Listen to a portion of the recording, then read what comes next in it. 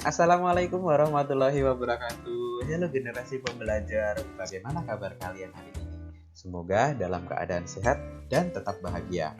Oke, hari ini kita akan belajar organ gerak hewan dan manusia. Materi ini bisa kalian temukan di tema 1, subtema 1 untuk muatan pelajaran ilmu pengetahuan alam.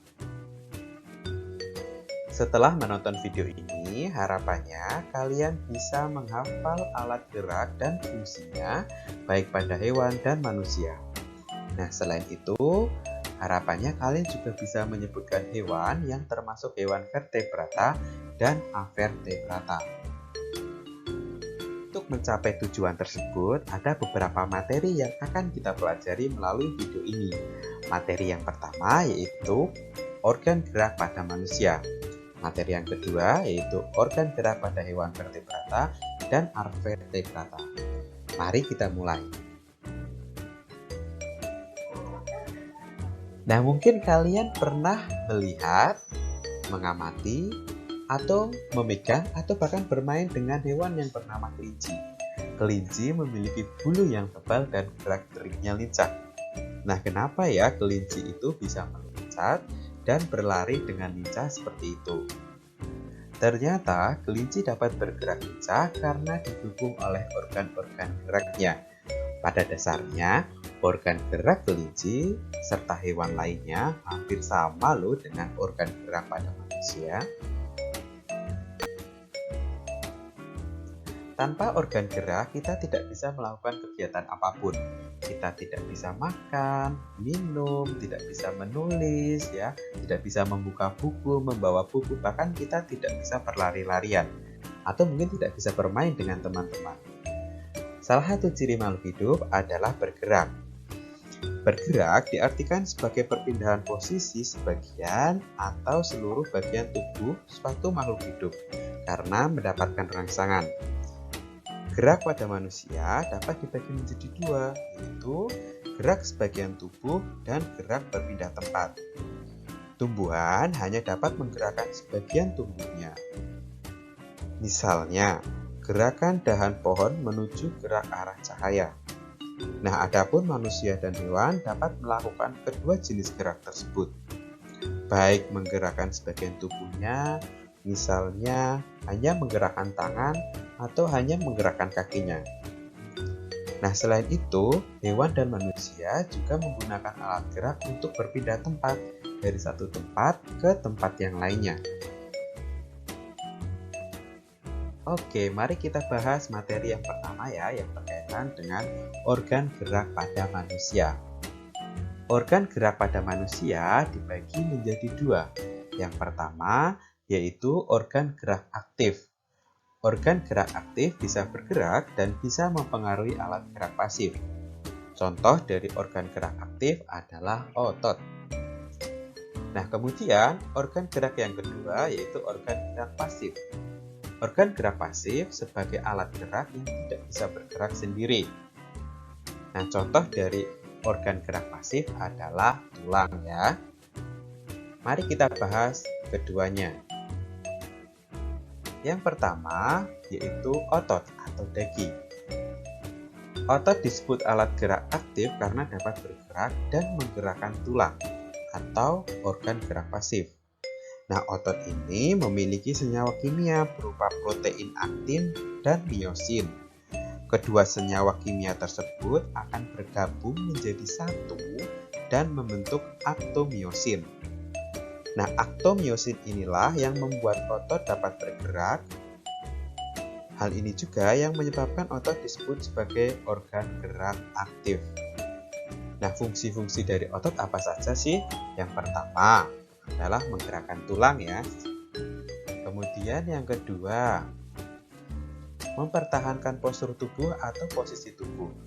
Dan yang ketiga, mengatur saluran dalam sistem tubuh manusia. Baik, mari kita bahas tulang. Tulang disebut alat gerak pasif karena tanpa adanya gerakan otot, tulang tidak bisa bergerak. Nah, fungsi dari tulang yang pertama memberi bentuk tubuh. Kalian mungkin bisa menemukan orang yang lebih pendek dari kalian, atau orang yang lebih tinggi dari kalian, atau mungkin kalian pernah menemukan ada orang yang memiliki bentuk muka tirus, bundar, atau mungkin hampir kotak. Nah, itulah fungsi dari tulang memberi bentuk tubuh. Salah satunya bentuk muka teman-teman kita. Kemudian fungsi yang kedua melindungi organ dalam manusia. Contohnya ada organ jantung, organ paru-paru ya yang dilindungi oleh tulang rusuk. Dan mungkin ada organ otak yang dilindungi oleh tulang kepala. Kemudian tempat melekatnya otot. Dan yang keempat, tempat pembentukan sel darah merah. Oke, sekarang kita bahas materi yang kedua, yaitu organ gerak pada hewan. Organ gerak pada hewan, terdapat beragam hewan yang hidup di bumi. Ada hewan yang hidup di air, ada hewan yang hidup di darat. Ada hewan yang hidup di udara juga. Nah, ada juga hewan yang hidup di dua alam, misalnya di darat dan air. Nah, hewan ini disebut dengan hewan amfibi.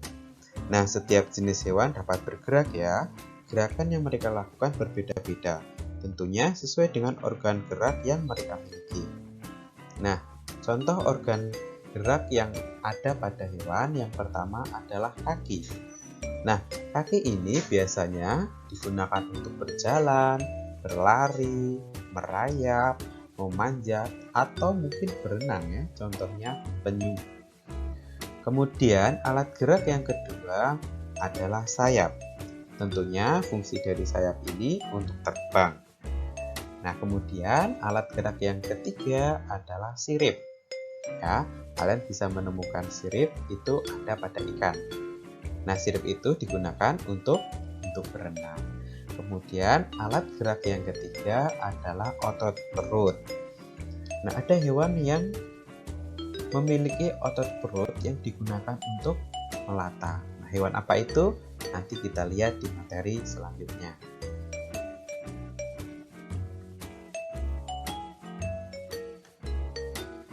Oke, sekarang kita akan membahas tentang hewan vertebrata dan hewan avertebrata.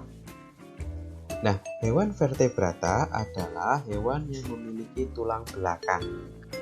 Selain itu, hewan vertebrata biasanya memiliki sistem peredaran darah tertutup dan memiliki paru-paru atau insang sebagai alat pernapasannya.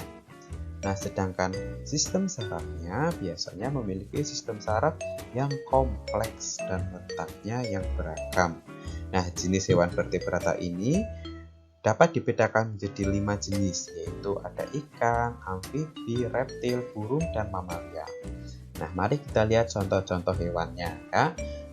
Ada kuda, ada gajah, ada harimau, ada ikan, ada burung. Kemudian ada hewan-hewan reptil lainnya. Nah, kemudian hewan avertebrata atau biasa disebut juga dengan hewan invertebrata adalah hewan yang tidak memiliki tulang belakang. Selain itu, hewan invertebrata hanya beberapa jenis hewan invertebrata yang memiliki sistem peredaran darah. Nah, selain itu, memiliki alat pernapasan yang lebih sederhana jika dibandingkan dengan hewan vertebrata. Nah, selain itu, untuk susunan sarafnya lebih sederhana dan terletak di bagian perut, tepatnya di bawah saluran pencernaan. Untuk jenis hewan invertebrata sangat beragam loh teman-teman semuanya, yaitu hewan berpori, hewan berongga, cacing pipih, cacing gilik, cacing gelang, hewan bertubuh lunak, hewan berkulit duri, dan hewan berkuku-kuku. Nah, contoh hewan avertebrata atau invertebrata adalah cumi-cumi, kemudian gurita. Nah, ini bergerak dengan tentakelnya. Kemudian ada kupu-kupu, capung, lalat. Ini bergerak dengan sayap dan kakinya. Kemudian contoh yang lain ada lintah dan siput bergerak dengan otot perutnya. Kemudian yang terakhir adalah hewan bintang laut ya, misalnya semut. Kemudian ada udang, ini bergerak dengan kaki yang kecil, atau hewan yang berkuku-kuku ya. Cukup sekian materi untuk hari ini. Jika kalian ada pertanyaan, bisa kalian tuliskan di kolom komentar. Itu selalu sama, tetap jaga protokol kesehatan kalian. Gunakan masker, cuci tangan pakai sabun dengan air mengalir, jaga jarak minimal 1 meter atau hindari kerumunan, dan terapkan perilaku hidup bersih dan sehat. Konsumsi gizi seimbang, aktivitas fisik, olahraga, istirahat cukup, kelola penyakit penyerta atau komorbiditas.